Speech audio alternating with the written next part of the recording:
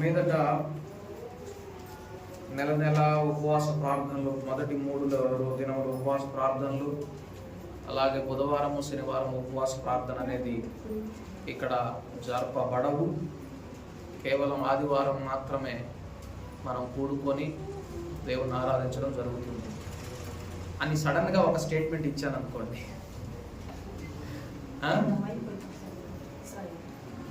కొంతమందిలో కలవరం, కొంతమందిలో ఏం కాదులే మనం ఎటు ఏదైనా ఒకటే కదా అనే ధోరణి. చూడండి, క్రైస్తవ్యం ఎప్పుడు దెబ్బతింటుందంటే, మనం ఎప్పుడైతే దేవుణ్ణి సేవించడంలో బిజీగా గడిపేస్తామో అప్పుడే క్రైస్తవ్యం దెబ్బతింటుంది. మనం అనుకుంటాం, వారంలో 3 దినాలు ఉపవాసాలు ఉంటారు, ప్రతి నెల 3 దినాలు ఉపవాసాలు ఉంటారు, అసలు క్రిస్మస్ వచ్చిందంటే ఇంటింటా ప్రార్థన పెడతారు, ప్రతి గ్రామంలో సెమీ క్రిస్మస్లు జరుపుతారు. వాట్ ఏ వండర్ఫుల్ టైం, ఎంత అద్భుతమైనటువంటి సమయం అనుకుంటాం. కానీ దాని వెనుకుండినటువంటి ప్రమాదం ఏమిటి అంటే, నిజంగా యథార్థ హృదయంతో కనుక మనం చూస్తే, అమ్మయ్య కోటాలు ఇవన్నీ అయిపోయాయి, అంతెందుకు మనం ఉద్యోగ కోటాల కొరకు మనం కొన్ని ఏర్పాట్లు చేసుకొని కోటాలు అయిపోయినాక మన మనసులోకి వచ్చే ఫీలింగ్ ఏంటి, అమ్మయ్య అయిపోయినాయి కోటాలు, ఎట్లా దేవుని దయ వలన అయిపోయింది.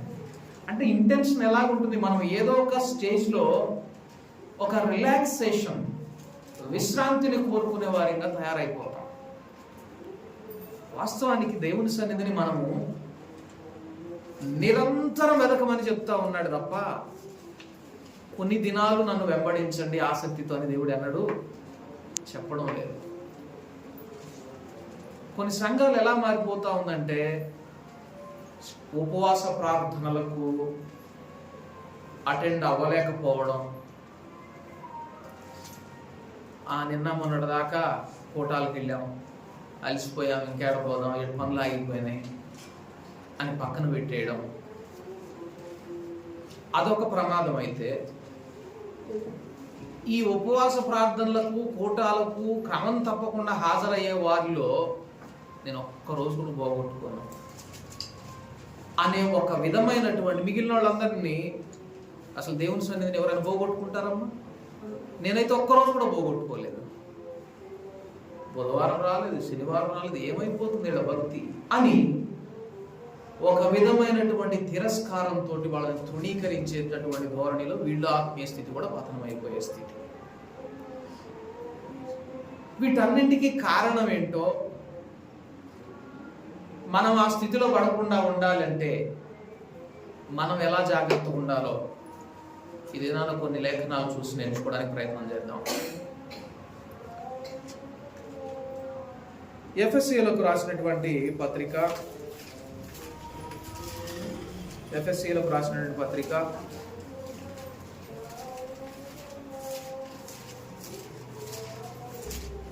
4వ అధ్యాయము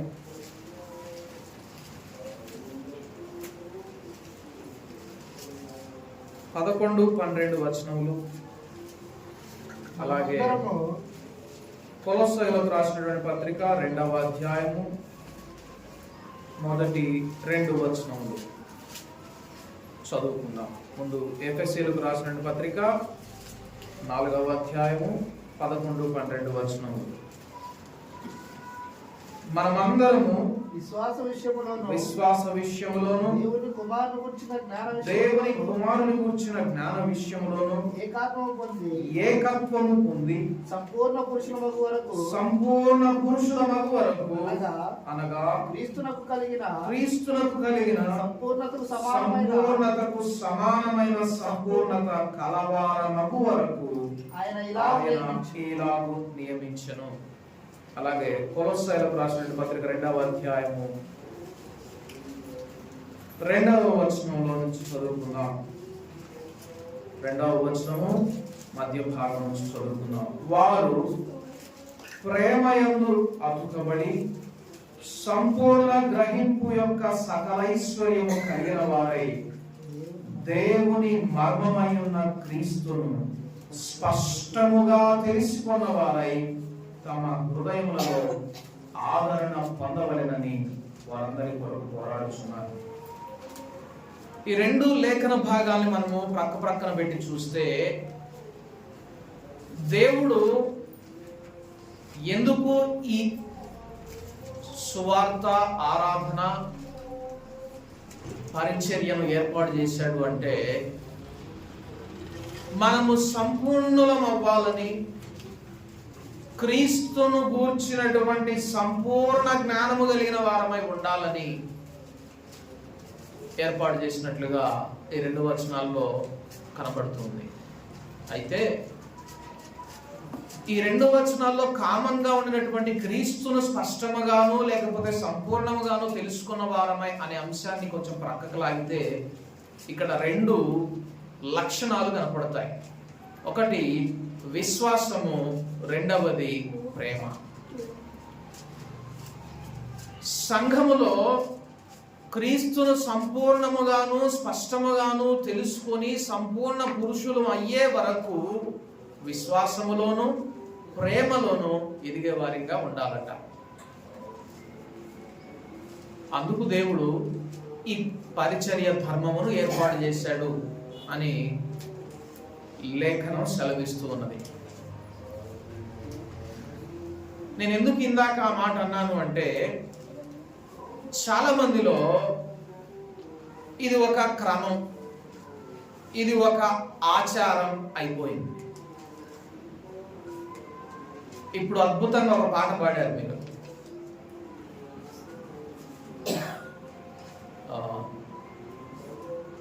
చేరీతి నీ దారి ప్రియయేసు నిర్మించితివి అనే పాటలో చేరీతి నీ దారి కోరి నడిపించు, చేరీతి నీ దారిని కోరి ఇప్పుడు నడిపించు, అది అర్థం ఆ పాట. ఎంతమంది నిజంగా ఇదిగో నేను నీ దగ్గరికి కోరి వచ్చాను, ఈ దినాన నన్ను నడిపించు, ఆత్మలో హృదయపూర్వకంగా దేవుడితో చెప్పగలిగిన వారై ఉన్నారు. అలా కాకుండా పోలోమని అందరితో కలిసి పాట పాడేయడం, కొంచెంసేపు శ్రద్ధగా వింటున్నట్లుగా నటించడం, తర్వాత నిద్రమత్తులోకి వెళ్ళిపోవడం, ఇదే నేను చెప్పేటటువంటి ప్రమాదం. ఈ స్థితిలో మనం పడకుండా ఉండాలి అంటే ఆసక్తి విషయంలో మాంద్యులు కాక అనేది ఎప్పుడు మనం గుర్తుపెట్టుకోవాలి. అంటే ఆసక్తి ఎప్పుడు మందగిస్తుంది? ఎప్పుడైతే ఒక క్రమము కంటిన్యూస్ గా అదే కొనసాగుతూ ఉందనుకోండి, ఆటోమేటిక్ గా ఆసక్తి మందగిస్తుంది. అందుకే దేవుని వాక్యము బహు అరుదు అనే పరిస్థితి కూడా రావాలి. సంఘం నిజంగా ఆసక్తి కనబరచాలి అంటే. సంఘం యొక్క చరిత్రను మనం ఒకసారి చూసుకుంటూ ఉంటే దేవుడు అటువంటి పరిస్థితులు అనుమతించినట్లుగా మనకు కనపడుతుంది. కొంతకాలం పీక్ స్టేజ్ లో దేవుడు వెంబడిస్తారు, తర్వాత అసలు దేవుడు కనుమరుగైనటువంటి స్థితిని చూస్తాం. ఆ తర్వాత మరలా దేవుడు లేపడం, మరలా వారిని సమీపించడం చూస్తాం. ఇవన్నీ ఈ అప్స్ అండ్ డౌన్స్ అనేవి క్రైస్తవుని జీవితంలో ఉండకూడదు. వాస్తవానికి అలా ఉండకుండా ఉండాలి అంటే మనం క్రీస్తును సంపూర్ణముగా తెలుసుకోవాలి అనే తృష్ణ కలిగిన వారమై ఆయన వెంబడించాలి. మనం ఇందాక పాడుకున్నట్లుగా చేరీతి నీ దారిని కోరి ఇప్పుడు నన్ను నడిపించు. ఎప్పుడు మనం అలా చెప్పగలుగుతామంటే, ఎప్పుడైతే దేవుని వాక్యం మనకు నిజంగా అరుదైపోయి అరులు చాస్తూ ఆ ఆత్మీయ ఆహారం కొరకు ఎదురు చూసేటటువంటి పరిస్థితి వస్తుందో అప్పుడు అంటాం నిజంగా, అయ్యా నాకు చాలా అరుదుగా దొరికినటువంటి ఈ విలువైనటువంటి సమయాన్ని నేను ఎంతో ఆసక్తితో నీ సన్నిధికి వచ్చాను, నన్ను నడిపించు, నేను కోరి వచ్చాను అని మనం నిజంగా చెప్పగలిగిన వారమై ఉంటాం. అందుకే భక్తి అనేది ఒక క్రమానికి అలవాటు పడకూడదు, అది జాగ్రత్త పడాలి.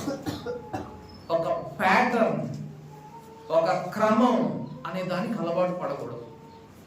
భక్తిలో క్రమం ఉండకపోయినా పర్లేదు, కానీ భక్తిలో జీవం లేకపోతే మాత్రం ప్రమాదం.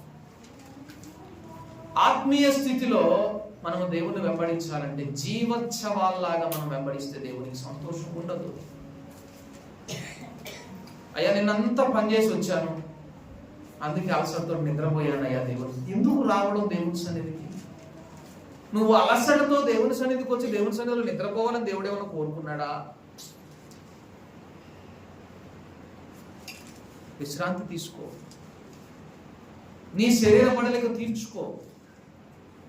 నీ శరీర అవసరత, ఆత్మీయ అవసరత, నీ శరీర అవసరతను మించినప్పుడు దేవుని సన్నిధికి రా, అది ఉపయోగకరమైంది. అంతేగాని ఇది ఒక క్రమం, నేను పోవాల్సిందే అని వచ్చి ఆ క్రమాన్ని అనుసరించడం కొరకే వచ్చి అసలైనటువంటి ఆత్మీయ అవసరాన్ని గుర్తెరగకుండా నష్టపోయే వారిగా మనం ఉండకూడదు. సరే, ఇంతకీ ఎందుకు దేవుడు ఏర్పాటు చేశాడు అంటే క్రీస్తునకు కలిగినటువంటి సంపూర్ణ గ్రహింపు మనలో ఉండాలి. క్రీస్తును స్పష్టముగా తెలుసుకున్న వారమై, క్రీస్తు యేసు యొక్క సంపూర్ణ గ్రహింపు కలిగిన వారమై ఉండాలని దేవుడు కోరుకుంటూ ఉన్నాడు. అందుకు ఏర్పాటు చేశాడు. కాబట్టి మనం ప్రతి ఆదివారం దేవుని సన్నిధికి వచ్చి దేవుని వాక్యాన్ని వినడంలో అంతరార్థం ఏమిటి అంటే క్రీస్తు యేసు యొక్క స్వభావమును సంపూర్ణముగా తెలుసుకోవాలని, లేక క్రీస్తును స్పష్టముగా తెలుసుకోవాలని, లేక క్రీస్తును కూర్చున్న జ్ఞానమును మరింతగా మనము తెలుసుకొని సంపూర్ణ పురుషులం అవ్వాలని. ఎలాంటి సంపూర్ణ పురుషులము? క్రీస్తునకు కలిగినటువంటి పరిపూర్ణతకు సమానమైనటువంటి పరిపూర్ణత మనలో ఏర్పడేదాకా. ఇప్పుడు చెప్పండి, ఆసక్తి ఎవరిలో ఉండదు అంటే నేను ఆల్రెడీ క్రీస్తు యేసు యొక్క సంపూర్ణతకు సమానమైనటువంటి సంపూర్ణతను పొందుకున్నాను అనుకునే వారిలో ఆసక్తి ఉండదు. క్రీస్తును గురించిన సంపూర్ణ జ్ఞానం నాలో ఉన్నది అనుకునే వారిలో ఆసక్తి ఉండదు. గమనించండి, ఆ ప్రమాదపు టంచున మనలో ఎవరైనా ఉన్నారేమో. క్రీస్తు యేసును మనము సంపూర్ణముగా తెలుసుకున్న వారమై ఉండాలని దేవుడు కోరుకుంటూ ఉన్నాడు. ఈ భయంకరమైనటువంటి అనాసక్తి సంఘంలో ఒక నిర్లిప్తత, ఆత్మీయ జీవితంలో ఒక నిర్లిప్తత, క్రైస్తవ హృదయంలో ఒక నిర్లిప్తత ఉండడానికి కారణం ఒకటి ఈ దినాన మీకు చూపించాలని కోరుకుంటున్నాను. ఎఫెసీయులకు రాసిన పత్రిక 4వ అధ్యాయము 14వ వచనం నుంచి చదువుకుందాం. ఎఫెసీయులకు రాసిన పత్రిక 4వ అధ్యాయము 14వ వచనం. అందువలన మనం ఇక మీదట పసిపిల్లలమై ఉండి మనుష్యుల మాయోపాయముల చేత వంచనతోను తప్పు మార్గమునకు లాగు కుయుక్తితోను గాలికి కొట్టుకొని పోవునట్లు కల్పింపబడిన ప్రతి ఉపదేశమునకు ఇటు అటు కొట్టుకొని పోవచ్చు, అలల చేత ఎగురగొట్టబడిన వారమైనట్లు ఉండక ప్రేమ కలిగి సత్యము చెప్పుచు క్రీస్తు వలె ఉండుటకు మనం అన్ని విషయములలో ఎదుగుదము. ఈ వచనంలో ప్రతి మాట చాలా ప్రాముఖ్యమైనటువంటిదే. అయితే ఈ దినాన ఒక మాట మీద మనం ఫోకస్ పెట్టాలని ఆశపడుతున్నాను.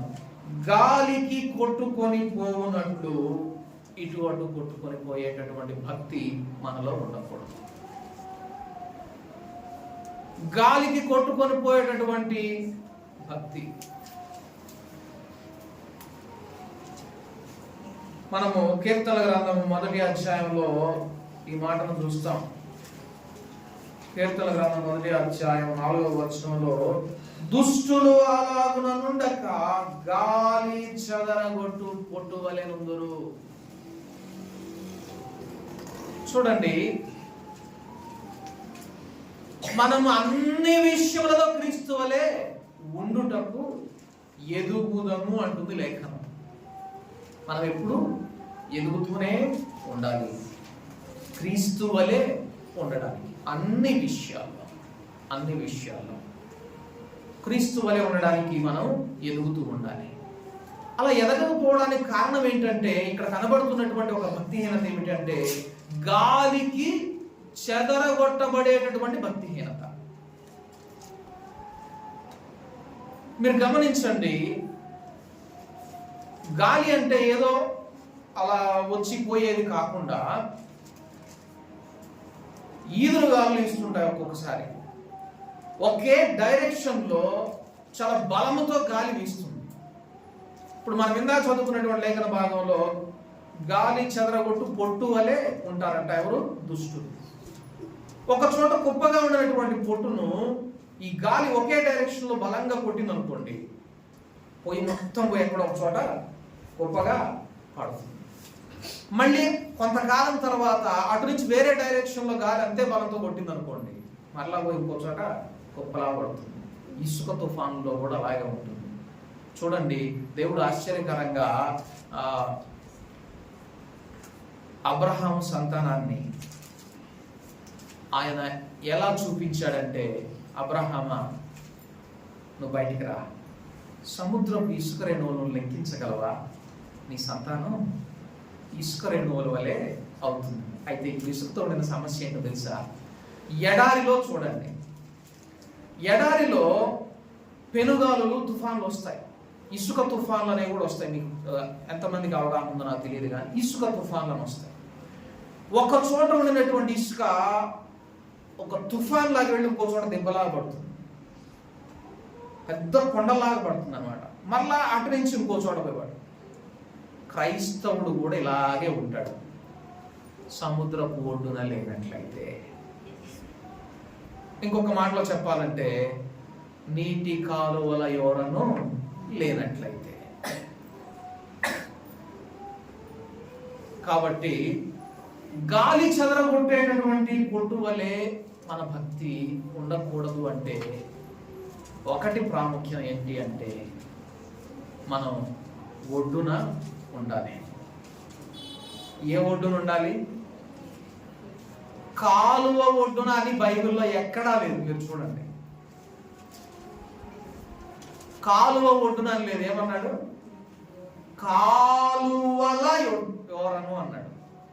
నీటి కాలువల ఎవరను, నీటి కాలువల ఒడ్డును అన్నాడు. మీరు గమనించండి, ఏదైనా ఒక మొక్క బ్రతకాలి అంటే ఒక కాలువ ఒడ్డున ఉన్న బ్రతుకుతుంది కదా. ఏ చెట్టు అయినా, ఇప్పుడు మన పసుమర్తి వాగు ఉంది, ఆ పక్కన ఆ నీళ్ళు ఎప్పుడు పారుతుంటాయి. అక్కడ ఏదైనా ఒక చెట్టు నాటామనుకోండి, అది బ్రతుకుతుంది, ఒకటే వాగు బ్రతుకుతుంది. కానీ బైబిల్ గ్రంథంలో కాలువ ఒడ్డున నాటబడినదై అని చెప్పలేదు, కాలువల ఒడ్డున నాటబడినదై అన్నాడు. ఎందుకు అన్నాడు? ఒక స్ట్రీమ్ సరిపోదా? అంతేకాదు, తర్వాత మనం చూద్దాం, ఎండిన భూమి మీద తప్పికొనిన వారి మీద నీడను, ఎండిన భూమి మీద ప్రవాహ జలమును అనలేదు, జలములను అన్నాడు. కాబట్టి ఎందుకు బహువచనాన్ని వాడుతూ ఉన్నాడు దేవుడు? క్రైస్తవ జీవితంలో ఉండినటువంటి మర్మం అదే. ఇది మనం అర్థం చేసుకోవాలంటే, మొట్టమొదటగా ఒక కాలువ పాయలైనటువంటి ఆ సన్నివేశం దగ్గరికి వెళ్ళాలి మనం. ఇప్పుడు చెప్పండి, మొట్టమొదటి కాలువ చీలికలై 4 కాలువలుగా ప్రవహించింది. ఎక్కడ? సరే, ఆది కాండము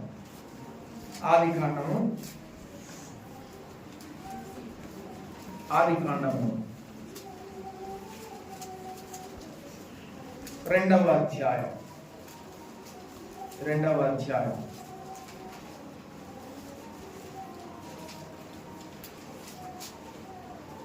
10వ వచనం నుండి చూద్దాం. ఇక్కడ దేవుడైన యెహోవా నరుని సృజించి ఏదెను తోటలో పెట్టాడు. అతనికి కావలసినటువంటి ఆహారము, ఫలవృక్షములన్నీ కూడా ఆ తోటలో ఉంచాడు. ఇప్పుడు ఆ తోట ఎప్పుడూ వీరికి ఫలాలు ఇవ్వాలి అంటే, లేకపోతే వీరు నిత్యము జీవాహారం భుజించి జీవించే వారిగా ఉండాలి అంటే, ఆ తోటను తడపడానికి అక్కడ ఒక నది అవసరమని దేవుడు భావించి, అక్కడ 10వ వచనంలో చూద్దాం. ఆ తోటను తడుపుటకు ఏదెనులో నుండి ఒక నది బయలుదేరి అక్కడ నుండి చీలిపోయి 4 శాఖలాయను. ఎందుకు? ఒక్క నదే, ఆ నదిలో మొత్తం తిరిగితే సరిపోయేది కదా. 4 శాఖలు ఎందుకు అయింది? 4 శాఖలైంది. వాటిలో ఒకటి పీషోను, తర్వాత 2వది గీహోను, 3వది హిద్దెకెలు, 4వది యూఫ్రటీస్. ఈ యూఫ్రటీస్ అనేది ఏదైనా తోటను సేద్యపరచడానికి ఉంచితే మిగిలిన 3 నదులు బయటకు వెళ్ళిపోయినాయట. ఇందులో మొదటి నది మీద ఈరోజు నా ఫోకస్ ఏంటంటే, ఆ మొదటి నది పీషోను. అది హవీలా దేశమంతటి చుట్టూ పారుచున్నది.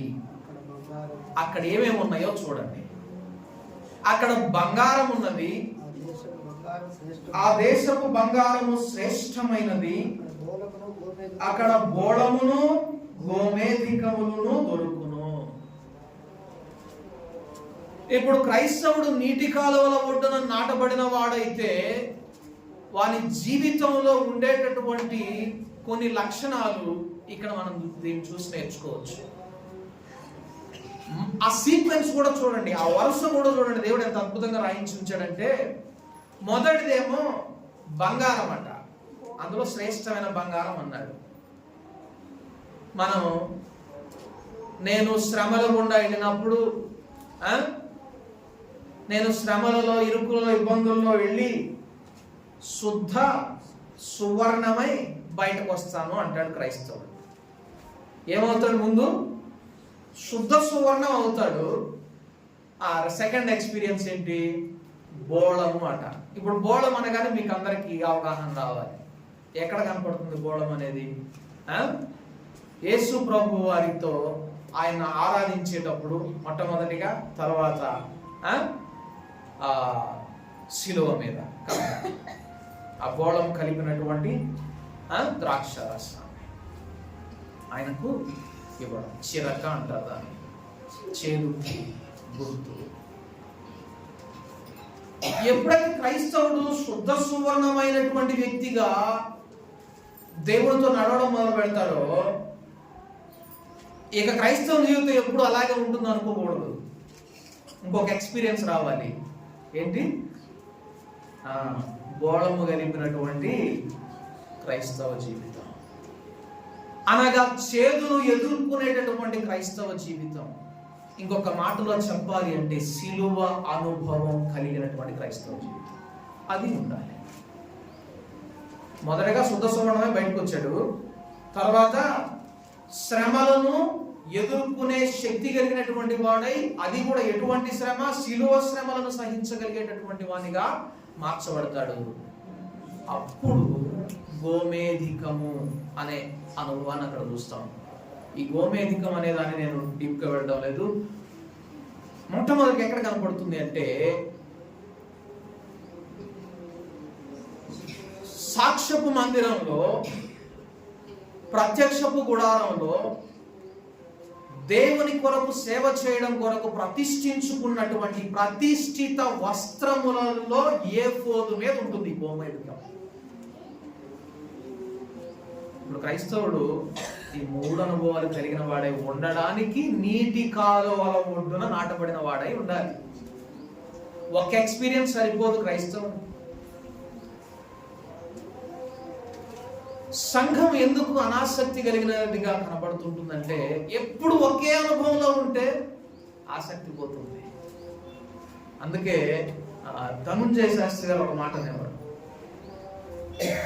క్రైస్తవుడు దేవుని దగ్గరికి రావాలంటే వాడికి డబ్బన్నా పోవాలి, అంటే జబ్బన్నా రావాలి అనేవాడు. చూడండి, ఒకే ఎక్స్పీరియన్స్ లో ఉంటే ఆసక్తి ఉండదు. లేకపోతే ఒక విధమైనటువంటి ఆత్మీయ గర్వము ఆవరించే ప్రమాదం ఉంటుంది. అందుకని దేవుడు స్థిరమైనటువంటి క్రైస్తవ జీవితం మనలో ఉండాలి అంటే నీటి కాలువల ఒడ్డున నాటబడిన అనుభవంలో క్రైస్తవుడు ఉండాలి. అనగా వాడు శుద్ధమైనటువంటి సువర్ణముగా దేవుని అగ్ని చేత కాల్చబడుతూ మరల్చబడుతూ, అదే సమయంలో బోళముతో అర్పించినటువంటి ఆరాధన దేవుని చేస్తూ శిలువ యొక్క శ్రమలను సహిస్తూ నిజమైనటువంటి గోమేధికము వలె, రత్నము వలె దేవుని సన్నిధిలో కనబడాలని దేవుని యొక్క ఆకాంక్ష అయి ఉన్నది. అదే మనము కొలస్సీలకు రాసినటువంటి పత్రిక 2వ అధ్యాయం 6 నుండి 8 వచనాల్లో ఉంటుంది. కొలస్సీలకు రాసిన పత్రిక 2వ అధ్యాయం 6 నుండి 8 వచనాలను మనం చూస్తే ఇక్కడ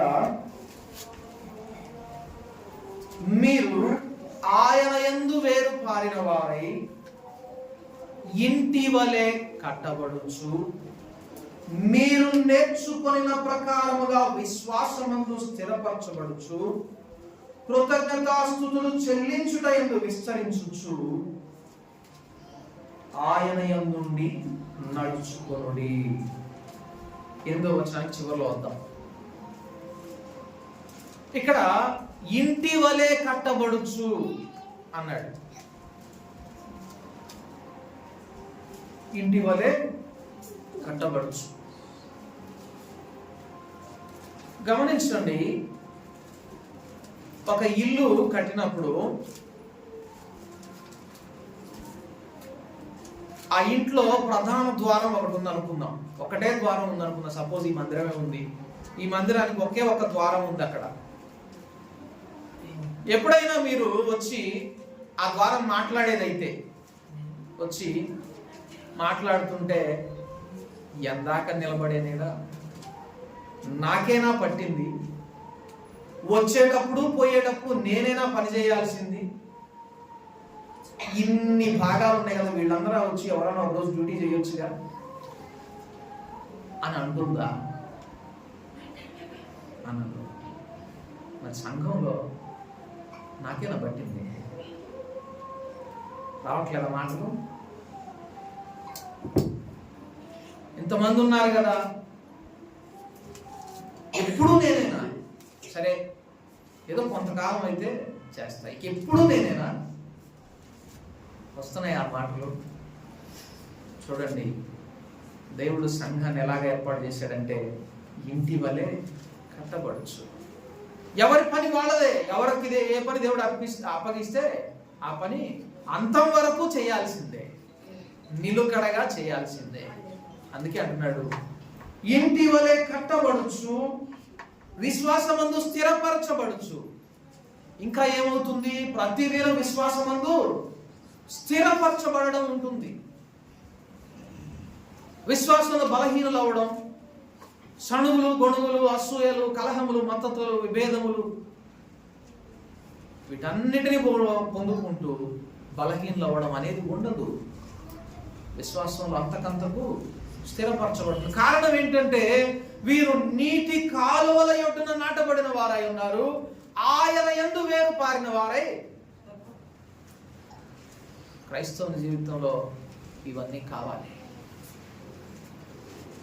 ఎప్పుడైతే మనం ఆయన యందు వేరు పారకుండా స్థిరముగా ఉండకుండా ఉంటామో ఆటోమేటిక్గా గాలికి కొట్టుకొని పోయేవారిగా మారిపోతాం. గాలికి కొట్టుకొని పోయేవారిగా మారిపోతాం. స్థిరముగా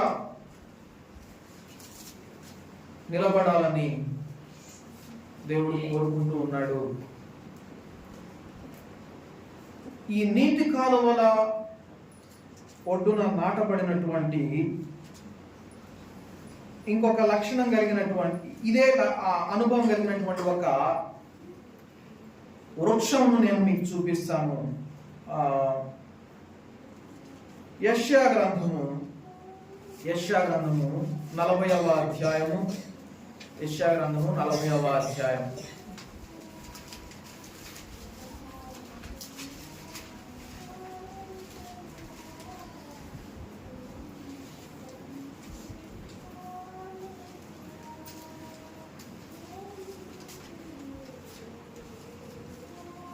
యెషయా గ్రంథము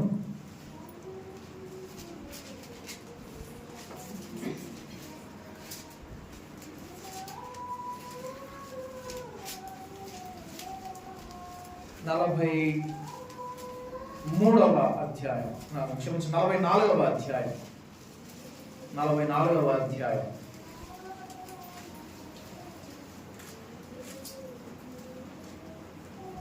4వ వచనం చూద్దాం. నీటి కాలువల యొద్ద నాటబడిన నిరవంజి చెట్లు గడ్డిలో ఎదుగునట్లు వారు ఎదుగుదురు. ఆ పైన వాగ్దానం అయితే మనకందరికి బాగా తెలుసు. ఎండిన భూమి మీద ప్రవాహ జలములను కుమ్మరించదను, నీ సంతతి మీద నా ఆత్మను కుమ్మరించదను, నీకు పుట్టిన వారిని నేను ఆశీర్వదించదను. అంతటితో ఆగిపోతాం మనం. ప్రాముఖ్యమైనది ఏమిటి అంటే ఆ జీవితానికి ఫినిషింగ్ ఏంటి అంటే అక్కడ చెప్తున్నాడు, నీటి కాలువల యొద్ద నాటబడిన నిరవంజి చెట్టు గడ్డిలో ఎదుగునట్లు వారు ఎదుగుదురు. అదే మనం ఇందాక చూసుకున్నాం. క్రీస్తు విషయమై క్రీస్తు వలె ఉండుటకు, మనం అన్ని విషయాల్లో క్రీస్తు వలె ఉండుటకు ఎదుగుదము అంటుంది లేఖనం. ఇక్కడ అంటున్నాడు, నీటి కాలువల ఒడ్డున నాటబడినటువంటి నిరవంజి చెట్టు వలె వాడు ఎదుగుతూ ఉంటాడట. ఈ నిరవంజి చెట్టు మీద కొంచెం ఒక చిన్న రీసెర్చ్ చేస్తే ఈరోజు చాలా ఆశ్చర్యకరమైనటువంటి విషయాలు దొరికినాయి నాకు. ఇది సంవత్సరానికి 10 అడుగులు పెరుగుద్దట. సంవత్సరానికి 10 అడుగులు. దీని కలప చాలా గట్టిదట, చాలా గట్టిది. దీని యొక్క చెక్క ఔషధ గుణాలు కలిగినటువంటిదట. పెయిన్ కిల్లర్గా కూడా వాడతారట. నొప్పి తగ్గించి, నొప్పి నివారణగా ఈ చెక్కను వాడతారట. అంతేకాదు లేఖనం చెప్పినట్లుగా నీళ్లు ఉన్న చోటనే ఎదుగుద్దట ఈ మొక్క. అంటే నీళ్ళు లేకపోతే ఈ మొక్క బ్రతకదు. అబ్బా, నిజంగా క్రైస్తవ్యానికి ఎంత చక్కగా సరిపోయేటట్టు దేవుడు పోల్చాడు. కానీ నేటి క్రైస్తవ్యం నీళ్లు లేకుండా నేను బ్రతకగలను అనుకుంటుంది, ఆత్మ లేకుండా నేను నడవగలను అనుకుంటుంది. కానీ ఈ చెట్టులాగా నీటి కొరకు, నీటి ఓటల చెంత, నీటి కాలువల చెంత నాటబడే అనుభవం కొరకు ఈ క్రైస్తవుడు ఎదగడం, ఈ దినాలు ఎదురు చూడటం లేదు అని నేను ఆశ్చర్యపోయాను. నిజమే, నీటి కాలువల యొద్ద నాటబడిన నిరవంజి చెట్లు గడ్డిలో ఎదుగునట్లు వారు ఎదుగుదురు. ఈ లేఖనం రాయబడినటువంటి ఆ దినాల్లో ఉన్నటువంటి పరిస్థితులు కనుక మనం చూస్తే, అంత ఎడారిగా ఉంటే ఎక్కడైతే నిరవంజి చెట్టు ఉంటుందో అక్కడ నీళ్లు ఉంటాయని గుర్తుపట్టేవాళ్ళట ఆ దినాల్లో. అంతేకాదు అక్కడ పచ్చిక ఉంటుంది అని గుర్తుపట్టేవాళ్ళట ప్రజలు. మరి సంఘం ఉన్న చోట ఇక్కడ నీరుంది, ఇక్కడ ఆత్మదేవుడు ఉన్నాడు అని గ్రహించేంతగా సంఘం ఎందుకు ఎదగడం లేదు? నిరవంజి చెట్ల వలె. వాస్తవానికి దేవుడు అందుకు కోసం కదా సంఘాన్ని ఏర్పాటు చేసుకున్నది. అన్ని విషయాలలో ఎదుగుతూ ఉండడానికి, ఎలాగా క్రీస్తు వలె ఉండడానికి, ఎదిగే వారిగా ఉండడానికి కదా దేవుడు సంఘాన్ని ఏర్పాటు చేసుకుంది. అంతేకాదు దేవుని సన్నిధిలో ఉత్సహించేటప్పుడు దేవుడు ఎప్పుడైతే ఇశ్రాయేలును ఐగుప్తులో నుంచి బయట తీసుకుని వచ్చాడో, వారిని వాగ్దాన భూమిలో ప్రవేశించబోయే ముందుగా వారికి ఇచ్చినటువంటి కొన్ని ఆజ్ఞల్లో ఇది కూడా ఒకటి. వాళ్ళు ఉత్సవ కాలములను కొన్నిటిని ఆచరించాలి. మొదటిది పస్కాతో ఆరంభం అయితే, అలాగా ఆ నియామక దినాల్లో ఈ నిరవంజి చెట్ల కొమ్మలను తీసుకొని వచ్చి కూడా దేవుని సన్నిధిలో ఉత్సహించి ఆరాధించే ఒక నియామక కాలం కూడా ఉన్నది. దేవుడు వేరే వేరే మొక్కల్ని తీసుకొని రమ్మనలేదు. గొంజి చెట్లు, నిరవంజి చెట్లు, ఈ రెండే తెమ్మన్నాడు.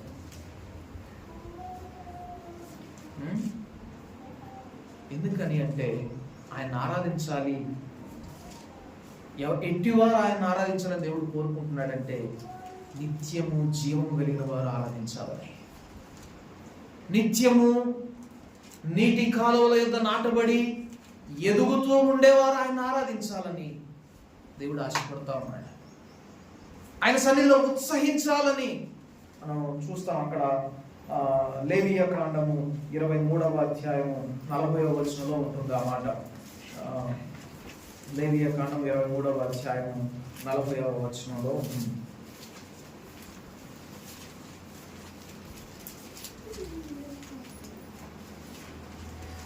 మొదటి దినమున మీరు దబ్బ పండ్లను, ఈత మంటలను, గొంజి చెట్ల కొమ్మలను, కాలువల యొద్ద నుండి నిరవంజి చెట్లను పట్టుకొని 7 దినములు మీ దేవుడైన యెహోవా సన్నిధిని ఉత్సహించుచుండవలెను.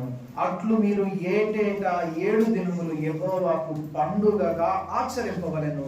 ఇది మీ తరతరములలో నిత్యమైన కట్టడ. 7వ నెలలో దానిని ఆచరింపవలెను. చూడండి, నిత్యము ఆచరించాల్సినటువంటి దేవుడు ఇశ్రాయేలుకు పెట్టినటువంటి కట్టడి ఏంటంటే ఈత కొమ్మలు, గొంజి ఈత మంటలు, గొంజి చెట్ల కొమ్మలు, కాలువల ఎదురు నిరవంజి చెట్లు అన్నాడు. ఆ మాట కూడా నాకు ఆశ్చర్యం అనిపించింది. ఈత కొమ్మలు పట్టుకున్నామన్నాడు, ఈత మంటలు తెచ్చుకోమన్నాడు, గొంజి చెట్ల కొమ్మలు తెచ్చుకోమన్నాడు. నిరవంజి చెట్ల కొమ్మలు అనలేదు, చెట్టు తెచ్చుకోమన్నాడు. చూసారా ఎంత సంపూర్ణమైనటువంటి క్రైస్తవులుగా మనం ఉండాలని దేవుడు కోరుకుంటున్నాడంటే, ఏదో ఒక పార్ట్, ఏదో ఒక భాగం ఆయన్ను ఆరాధిస్తే సరిపోదండి. సంపూర్ణముగా పూర్తిగా మనం ఆయన సన్నిధిలో కనబడాలని దేవుడు కోరుకుంటూ ఉన్నాడు. నేను వేసే ప్రశ్న ఈ దినాన ఏంటి అంటే, సంపూర్ణముగా నీవు దేవుని సన్నిధిని గడపడానికి, ఆయన సన్నిధిని ఉత్సహించడానికి, ఆయన సన్నిధిని కోరి ఆయన ద్వారా నడిపించబడడానికి ఇష్టపడి దేవుని సన్నిధికి వస్తున్నావా? అయితే అది నీకు ఆశీర్వాదకరం.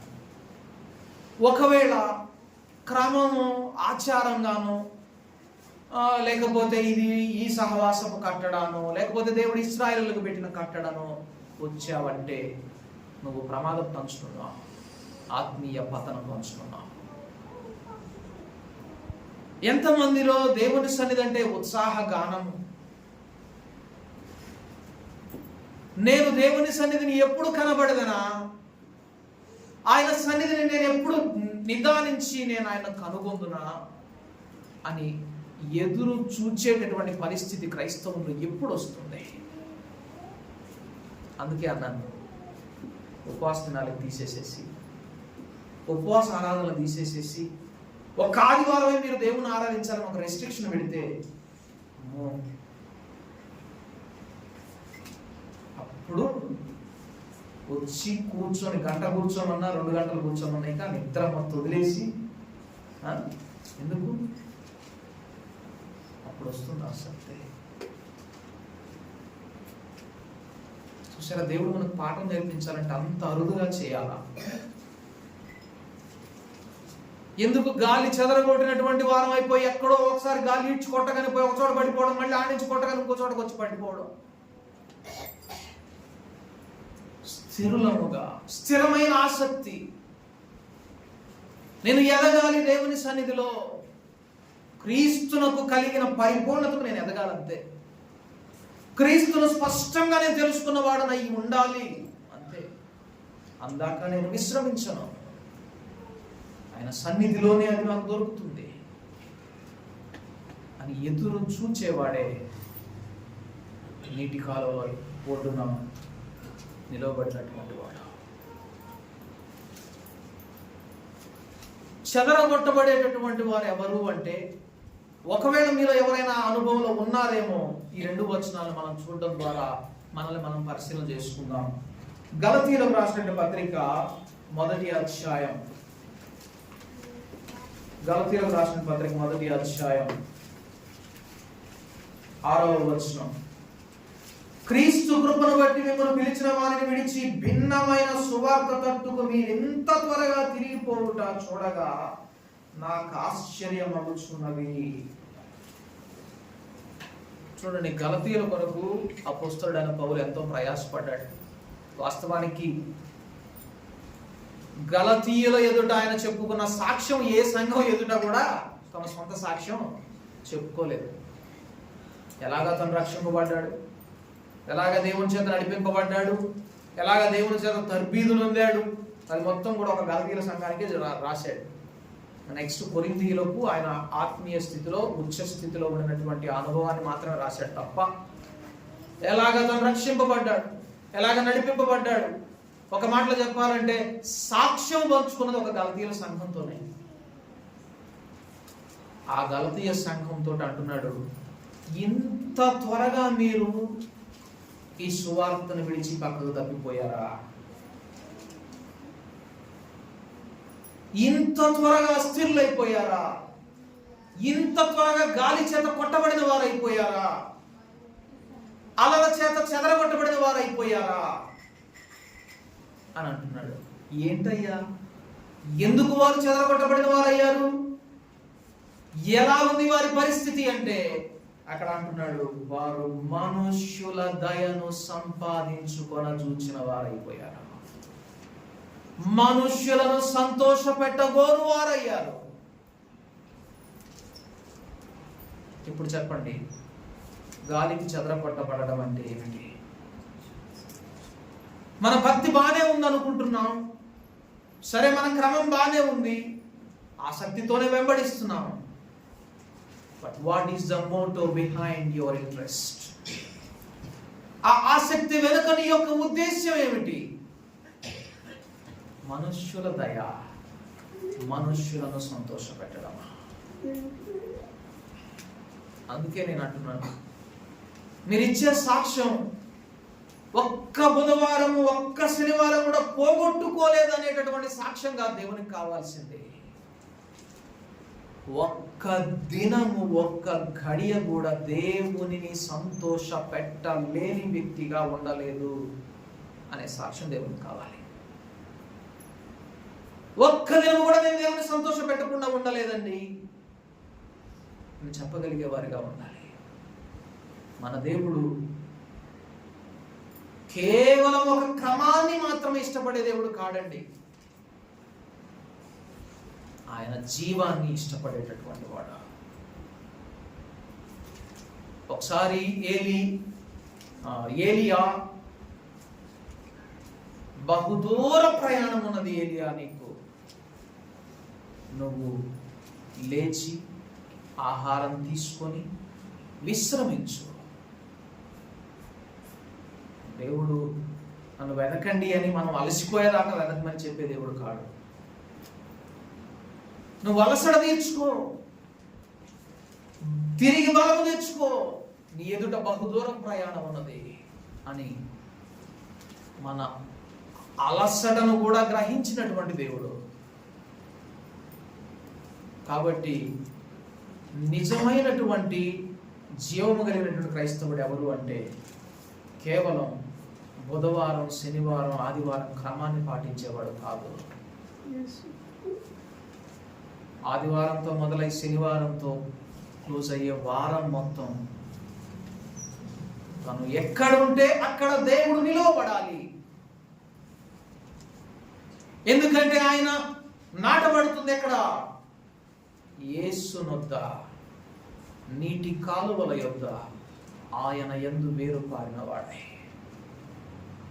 అట్టి అనుభవంలో ఉండాలని దేవుడు కోరుకుంటా ఉన్నాడు ప్రతి క్రైస్తవుడు. అంతేకాదు చెదరగొట్టబడినటువంటి జీవితానికి మరొక నిదర్శనం గలతీయులకు రాసిన పత్రిక 3వ అధ్యాయము.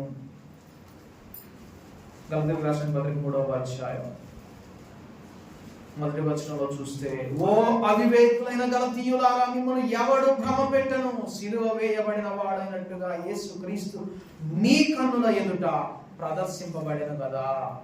ఇది మాత్రమే మీ వలన తెలుసుకుని కోరుచున్నాను, ధర్మశాస్త్ర సంబంధ క్రియల వలన ఆత్మను పొందితిరా, లేక విశ్వాసముతో వినుట వలన పొందితిరా.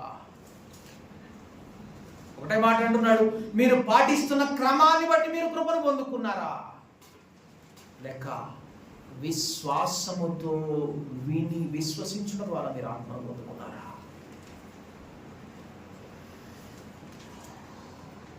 దేవుడి సన్నిధికి వచ్చేటప్పుడు ఈ దినాన దేవుడు నాకేదో దాచిపెట్టి ఉంచాడు. I want to gain profit through that word.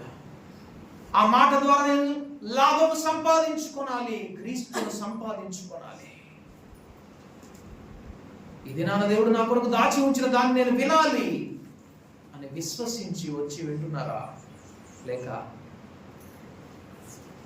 సమయానికి వచ్చి సమయానికి వెళ్ళిపోయేటటువంటి క్రమం కోసం వస్తున్నారా?